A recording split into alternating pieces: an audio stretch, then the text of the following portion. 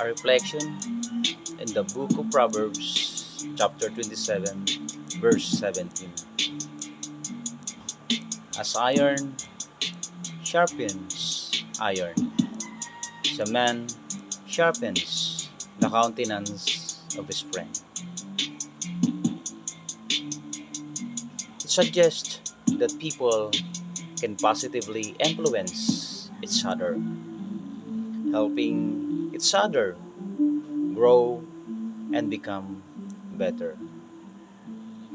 Just as two pieces of iron, when struck together, can become sharper and more effective. So, too can people influence each other positively. Sharpening is a two-way process. One person doesn't just sharpen the other, they are also sharpened in the process.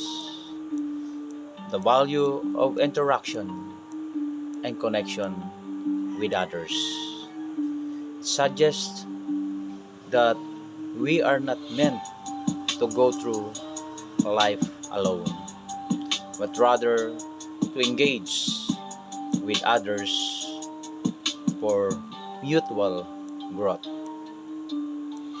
Constructive conflict or disagreement can be a catalyst for growth when we are challenged by different viewpoints or experiences. We can learn and become stronger.